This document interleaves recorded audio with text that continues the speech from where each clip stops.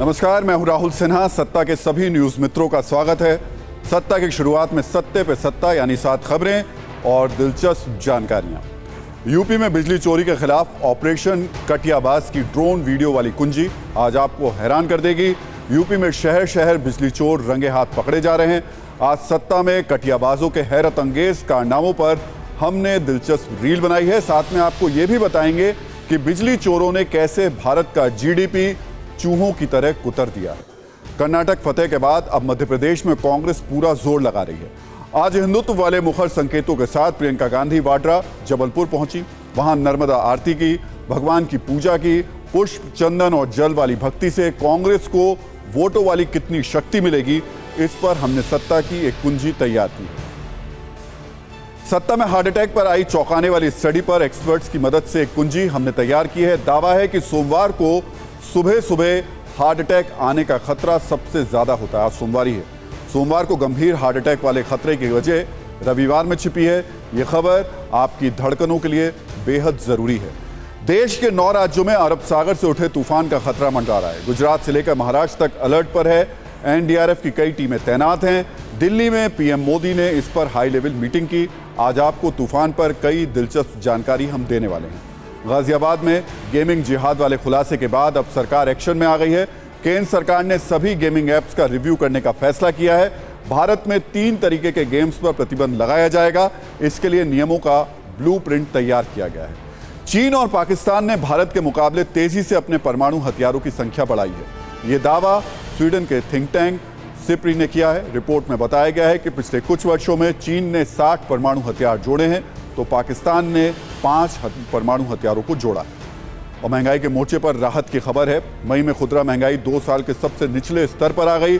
मई में खुदरा महंगाई 4.25% रही। अप्रैल में ये 4.70% थी।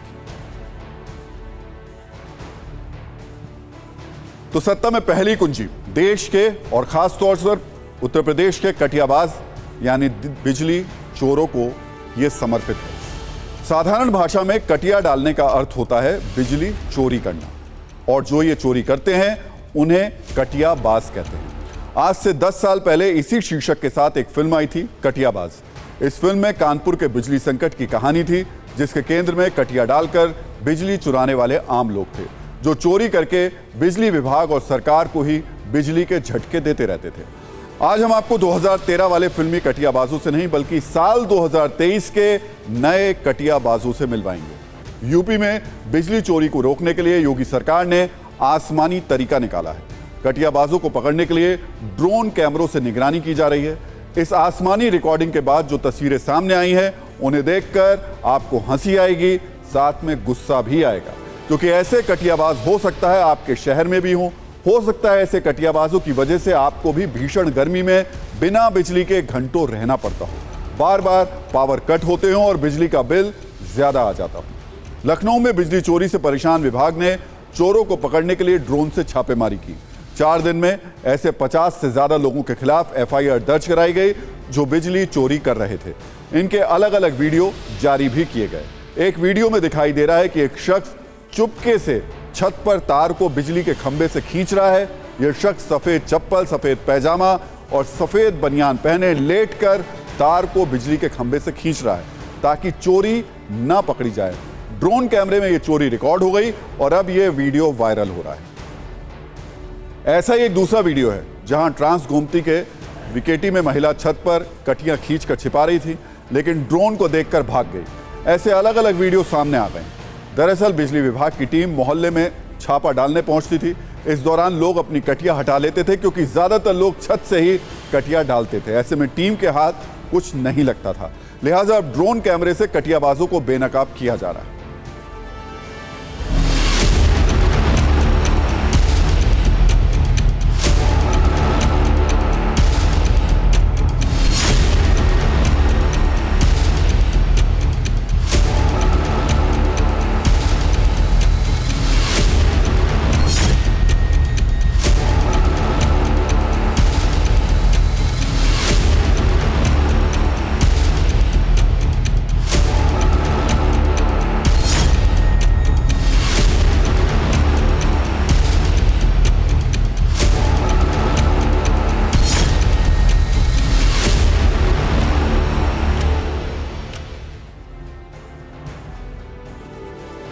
तो TV9 भारतवर्ष की टीम लखनऊ के उस इलाके में पहुंची जहां ऑपरेशन कटियाबाज चलाया जा रहा था। सिर्फ 2 मिनट की ग्राउंड रिपोर्ट में आप देखिए कि कैसे बिजली चोरी पर ड्रोन कैमरे से नजर रखी जा रही है और बिजली चोरों को बेनकाब किया जा रहा है।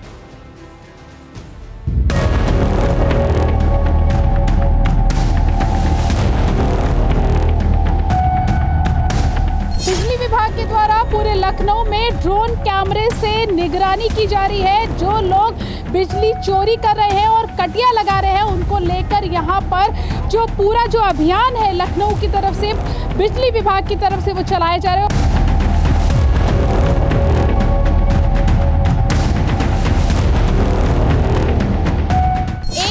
पहुंचे हैं जहां पर ड्रोन कैमरे से ये पूरी तरीके से पुष्टि हो गई है कि यहाँ पर छत के ऊपर इन्होंने कटिया लगा रखी थी और यहाँ पर बिजली चोरी की जा रही थी, जिसको ड्रोन कैमरे की मदद से बिजली विभाग के जो अधिकारी हैं उन्होंने यहाँ पर पकड़ा है।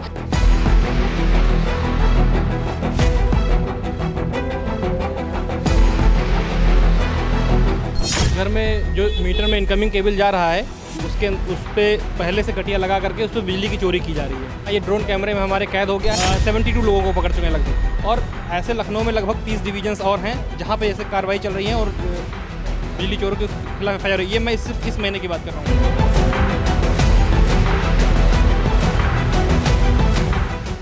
बिजली चोरी पकड़ी गई थी, उस परिसर का संयोजन हम विच्छेदित कर रहे हैं। ये तब तक अब बिजली का उपयोग नहीं करेंगे जब तक कि अपना जुर्माना जमा नहीं करेंगे।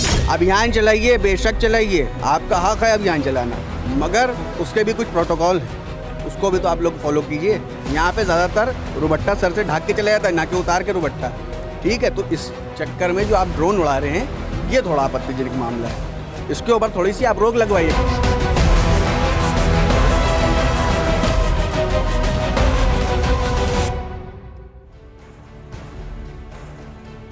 तो कटियाबाजों की अलग अलग तस्वीरें जो आप देख रहे हैं ये लखनऊ के अलग अलग इलाकों की है, लेकिन ये संकट पूरे देश का है।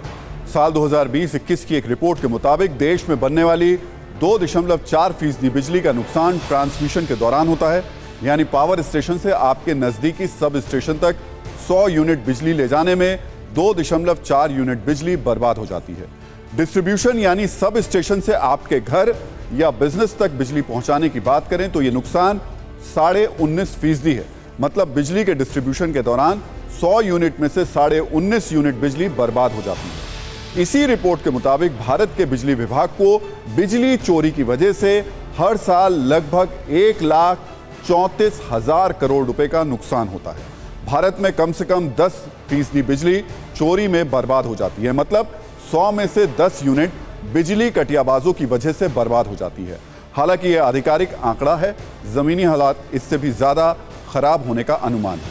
विश्व बैंक के अनुमान के अनुसार बिजली चोरी से भारत के GDP में 1.5% की कमी आती है और भारत में बिजली की चोरी का अनुमान 20 से 50% तक भी हो सकता है। यानी जितनी बिजली बनती है उसकी 1/4 से भी ज्यादा बिजली चोरी हो जाती है। एक सर्वे में यह भी पाया गया कि देश में 40% बिजली का भुगतान नहीं किया जाता है। हमें रिसर्च के दौरान महाराष्ट्र और यूपी का आंकड़ा अलग से मिला। महाराष्ट्र में हर साल 23,000 करोड़ रुपए का नुकसान बिजली चोरी से होता है, जबकि उत्तर प्रदेश में 72,000 करोड़ रुपए का नुकसान हर साल बिजली चोरी से होता है। यही वजह है कि कई राज्यों में कड़े कानून बनाकर बिजली की चोरी को रोकने की कोशिश की गई है। बिजली चोरी को लेकर कानून है, सजा का प्रावधान भी। देश में बिजली चोरी को रोकने के लिए इलेक्ट्रिसिटी एक्ट 2003 बनाया गया। इस अधिनियम के भाग 14 में सजा का भी जिक्र है। सेक्शन 135 से 150 तक अलग अलग सजा का प्रावधान है। सेक्शन 136 की बात करें तो जब भी कोई शख्स बिजली के तार को अपने कब्जे में लेता है या तार या सामग्री को एक स्थान से दूसरे स्थान पर ले जाता है या बिजली सप्लाई करने वाली कंपनी की अनुमति के बिना तार का उपयोग करता है तो उसे सजा मिलेगी। पहली बार अपराध करने पर 3 साल तक की जेल या फिर जुर्माना या फिर दोनों हो सकते हैं। अगर वही व्यक्ति दूसरी बार दोषी पाया गया तो 5 साल तक की जेल हो सकती है या फिर 10,000 रुपए तक का जुर्माना या फिर दोनों हो सकते हैं। तो ये कटियाबाजों को सबक सिखाने वाले कानूनी प्रावधान। बिजली चोरी भारत की गंभीर समस्या है। इस पर एक्शन लेते हुए कई बार सरकारें एक्शन और कार्रवाई से उदाहरण सेट करने की कोशिश करती हैं। आपको कुछ घटनाओं और कार्रवाइयों के बारे में भी जानकारी दे देते हैं। साल 2013 में दिल्ली हाईकोर्ट ने 50 साल के एक शख्स को बिजली चोरी करने का दोषी पाया था, जिसके बाद उसे 2 साल की सजा सुनाई गई थी और 81 लाख का जुर्माना भी लगाया गया था। साल 2014 में मध्य प्रदेश की पूर्वा क्षेत्र विद्युत वितरण कंपनी ने बिजली चोरी के आरोप में वेल्सपन एनर्जी प्राइवेट लिमिटेड पर 1,62,000 रुपए का जुर्माना लगाया था। साल 2017 में झारखंड की सरकार ने बिजली चोरी के बारे में पूछताछ के लिए एक विशेष जांच दल का गठन किया था, जिसने पाया कि बिजली चोरी के कारण राज्य सरकार के 3,000 करोड़ रुपए बर्बाद हो रहे हैं। साल 2017 में Brihanmumbai electric supply and transport ने कथित बिजली चोरी के लिए एक रेस्तरां के मालिक के खिलाफ 4 करोड़ 85 लाख रुपए का जुर्माना लगाया था। यह भी देखिए कि विदेशों में बिजली चोरी पर क्या कार्रवाई होती है। अमेरिका में इस पर 1 साल की जेल और 82,000 रुपए का जुर्माना है। कनाडा में सामान्य बिजली चोरी पर 6 महीने की जेल और 1,65,000 रुपए का जुर्माना है, लेकिन संगठित रूप से बिजली चोरी करने पर 5 साल तक की जेल और 82 लाख रुपए तक का जुर्माना हो सकता है। और ब्रिटेन में बिजली चोरी करने पर आपराधिक मामला बनता है, जिसमें 5 साल तक की सजा हो सकती है। मिशिगन यूनिवर्सिटी ने उत्तर प्रदेश में 1970 से 2010 के बीच हुई बिजली चोरी का हिसाब लगाया था, जिससे पता चला था कि इस दौरान राज्य की 29% बिजली चोरी कर ली गई। इस बिजली से पूरे 1 साल तक इटली या साउथ अफ्रीका जैसे देशों को बिजली दी जा सकती थी।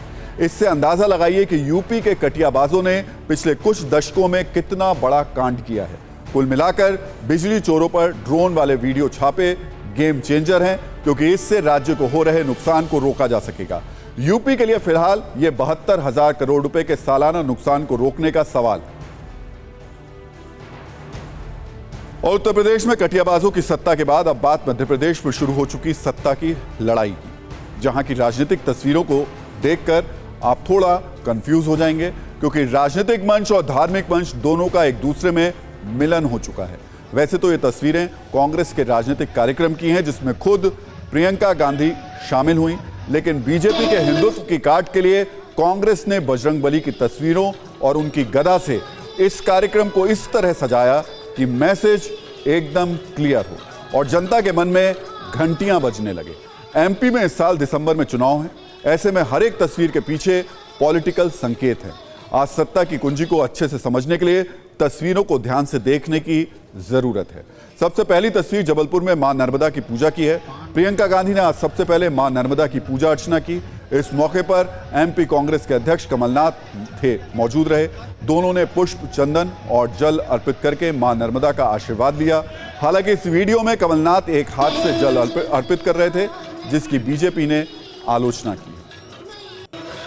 दूसरी तस्वीर मां नर्मदा की आरती की है। जब प्रियंका गांधी ने आरती शुरू की तो उनके साथ बजरंगबली की वेश में एक व्यक्ति भी वहां आरती कर रहा था।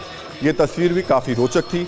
बजरंगबली के हाथ में बड़ी आरती थी, जबकि प्रियंका गांधी के हाथ में छोटी आरती। इसके बाद प्रियंका गांधी ने बड़ी आरती ली और फिर यह आरती का कार्यक्रम थोड़ी देर तक चलता रहा। हालांकि इस वीडियो पर विवाद भी हो गया। मध्य प्रदेश बीजेपी ने ट्वीट करके कहा कि ढोंग और आस्था में यही फर्क है। प्रियंका गांधी को इतना नहीं पता कि आरती पहले भगवान को दी जाती है, फिर इंसान लेते हैं, इसलिए ही इन्हें चुनावी हिंदू कहा जाता है। चौथी तस्वीर जबलपुर के चौक चौराहों की है, जहां प्रियंका गांधी के बड़े पोस्टर और उससे भी बड़ी गदा लगाई गई।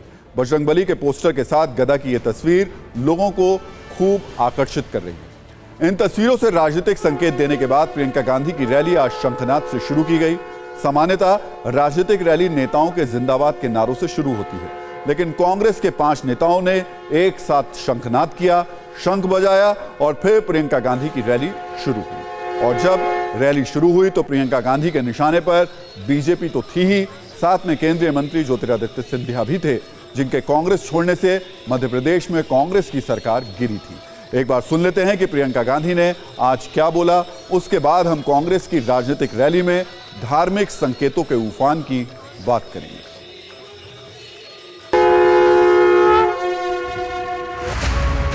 घोटाले पे घोटाला हो रहा है यहाँ मध्य प्रदेश में। राशन का घोटाला, स्कॉलरशिप का घोटाला, व्यापम घोटाला, शिक्षक पात्रा भर्ती घोटाला, कितने सारे घोटाले हैं। इतनी लंबी लिस्ट है घोटालों की कि जो मोदी जी ने वो गालियों वाली लिस्ट निकाली, उससे लंबी तो ये लिस्ट है।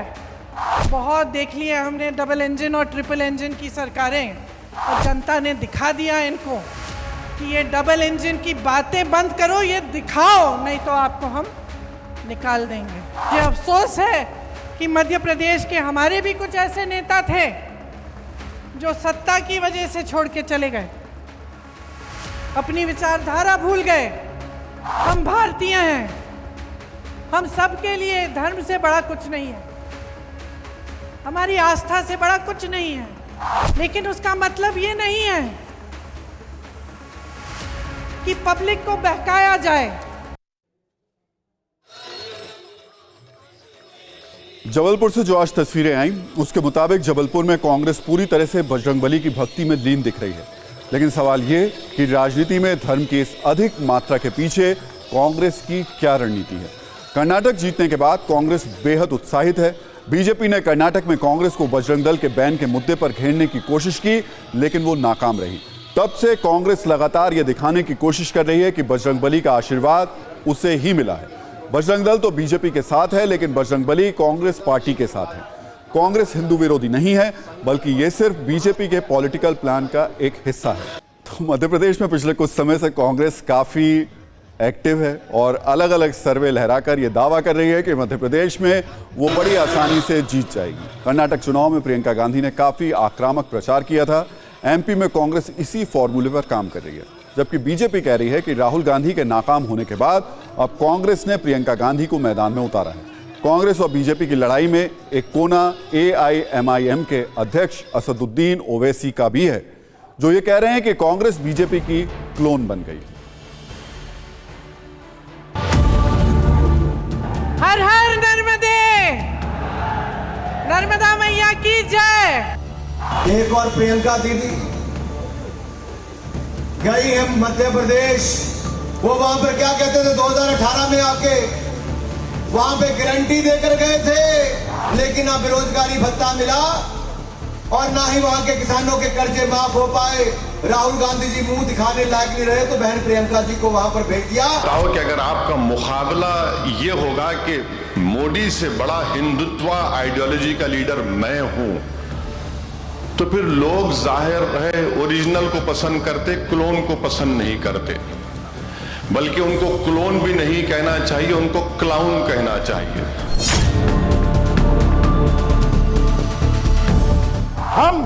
मैं हिंदू हूं, मैं हिंदू हूं, मैं गर्व से कहता हूं मैं हिंदू हूं, पर मैं बेवकूफ नहीं हूं, ये सबसे बड़ी बात है। ये चुनावी हिंदू हैं आप, ये सब समझते हैं। गंगा जी में डुबकी लगाई थी तो 2 सीट आई थी पूरे उत्तर प्रदेश में 400 में से, और यही हाल मध्य प्रदेश में होने वाला है।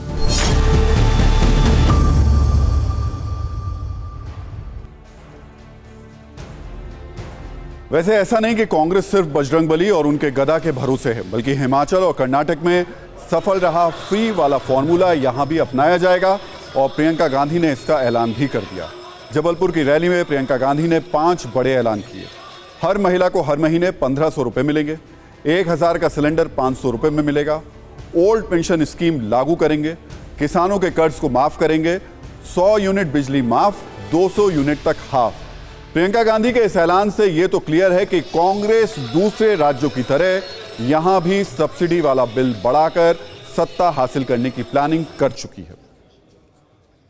कांग्रेस की पूरी एक्सरसाइज को देखेंगे तो आपको यह समझ आ जाएगा कि कांग्रेस ने अपनी रणनीति में थोड़ा बदलाव किया। हिंदुत्व पर कांग्रेस अब राज्य दर राज्य अलग रणनीति बना रही है। जहां उसे लगता है कि हिंदुत्व पर आक्रामक होना चाहिए, वहां वो आक्रामक होती है। जहां नहीं लगता, वहां इस पर ज्यादा जोर नहीं लगाती। पिछले 3-4 चुनाव की बात करें तो हिमाचल प्रदेश में कांग्रेस ने हिंदुत्व पर ज्यादा फोकस नहीं किया, लेकिन उसे जीत मिली। कर्नाटक में मंदिर मंदिर टाइप का प्रचार नहीं था, यहां भी कांग्रेस जीती। जबकि मध्य प्रदेश में कांग्रेस शुरू से ही गौसेवा, महाकाल लोक, नर्मदा पूजा, बजरंगबली जैसे मुद्दों पर बीजेपी के खिलाफ ज्यादा आक्रामक दिखती है। 2018 में भी कांग्रेस यहां अटैकिंग मोड में थी तो जीत उसको मिली थी। 2017 में कांग्रेस ने यही फॉर्मूला गुजरात में भी अपनाया था। राहुल गांधी कई मंदिरों में गए थे, पूजा पाठ किया था, उनका गोत्र तक बताया गया था। तब पार्टी को इसका फायदा हुआ और कांग्रेस वहां 77 सीट जीतने में कामयाब रही थी।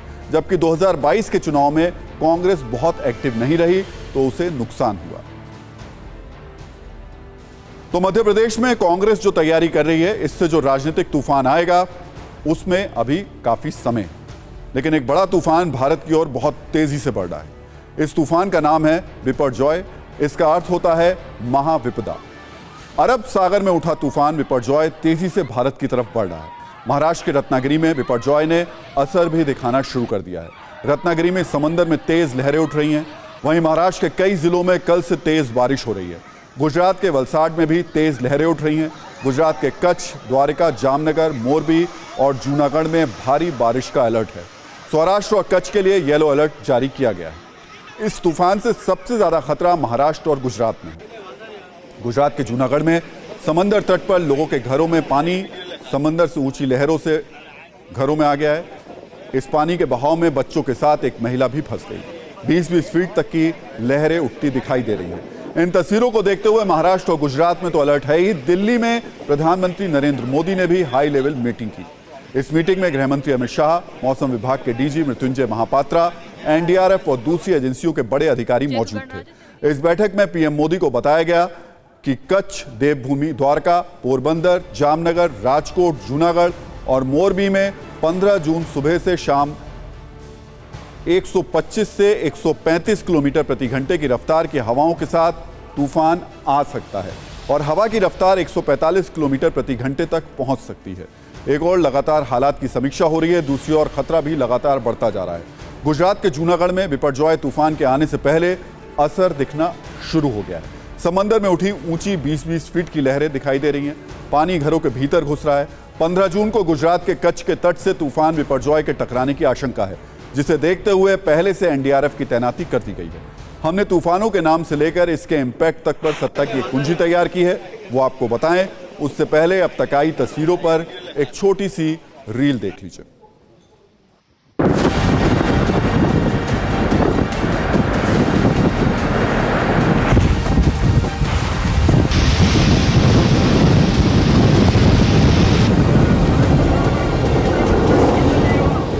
अभी साइक्लोन बिपरजॉय एक एक्सट्रीमली सीवियर साइक्लोन स्टॉर्म जैसे केंद्रीभूत है ईस्ट सेंट्रल और इसके आसपास नॉर्थ ईस्ट अरेबियन सी में, और लगभग 300 किलोमीटर दूरी में पोरबंदर से दक्षिण पश्चिम दिशा में ये केंद्रीभूत है। जैसे आप ये एनिमेशन में देख रहे हैं, ये धीरे धीरे उत्तर की दिशा में गति कर रहे हैं। 14 तारीख सुबह तक ये उत्तर दिशा में गति करेगा।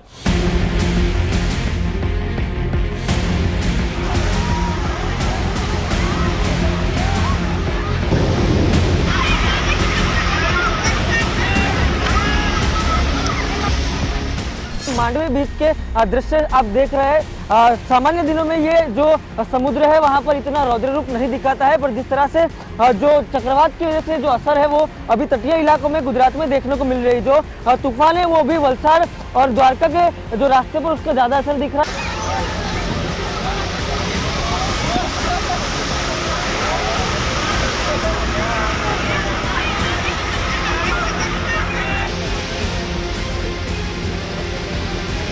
मुंबई के पूरे तटीय इलाके में जो है ऊंची लहरें जो है समंदर में आ रही है, और अभी जो है अलर्ट जो है मुंबई को भी जारी किया गया है।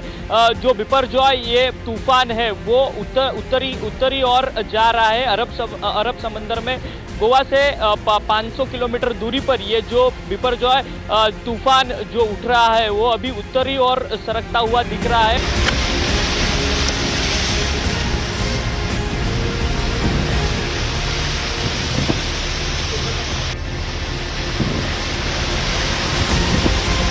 एनडीआरएफ, एसडीआरएफ की टीम सभी प्रकार से सभी जिलों में, आसपास के जिलों में सभी जगहों पे दी गई है, और अगर ज़रूरत पड़ेगी तो और भी टीम हमें यहाँ पे मिलेगी।